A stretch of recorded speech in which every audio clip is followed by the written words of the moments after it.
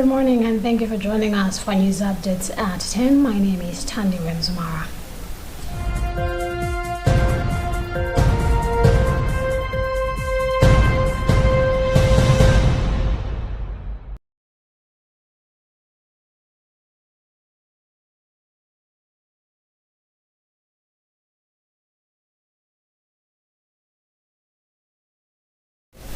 On Thursday evening, Pope Francis led a prayer vigil to remember the plight of migrants and refugees and the call to save them, heal their wounds, and help them contribute to society to build a better world marked by fraternity and peace.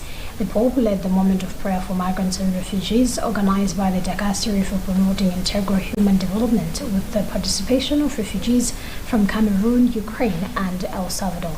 The vigil took place before the large sculpture of St. Peter's Square called the Angels Unawares Monument, a life-size sculpture in bronze and clay that depicts a group of migrants and refugees from different cultural and racial backgrounds and from diverse historic periods in time.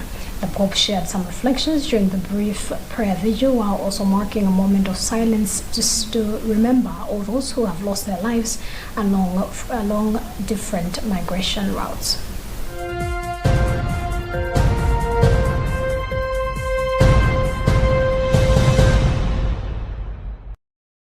Concerned unemployed nursing officers, nurses and midwives, registered nurses, community midwife assistants, and primary school teachers from EPT 13 to 17 are planning to hold a joint vigil on the 9th of November 2023 at Capitol Hill in Lilongwe.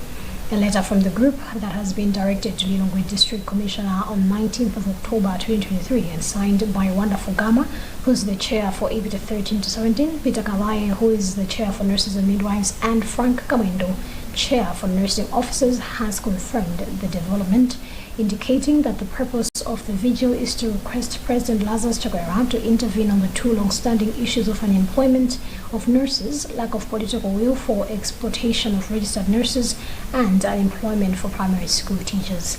Part of the letter reads that they understand the government is capable of employing a substantial number of teachers and nurses while granting opportunity to registered nurses to go and work elsewhere through bilateral talks, hence requesting the president to come to their rescue.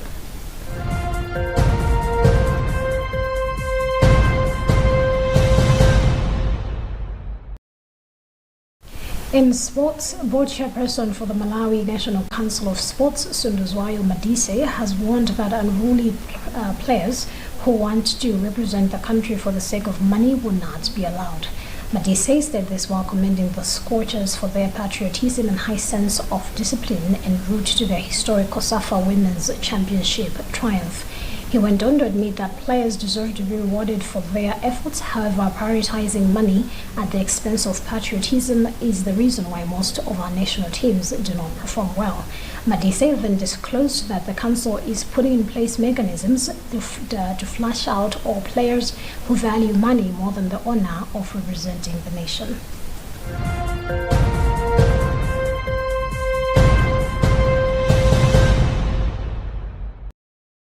And in other news, Zambia's government has evacuated 77 nationals from Israel amid the ongoing conflicts between Israel and the Palestinian Hamas militants.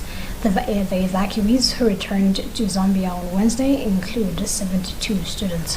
Zambia's Foreign Minister Stanley Kakubo said on Thursday that 172 Zambians, including 143 students, live in Israel, but some of them had declined the government's evacuation offer and opted to stay behind. According to the minister, no Zambian has died in the war.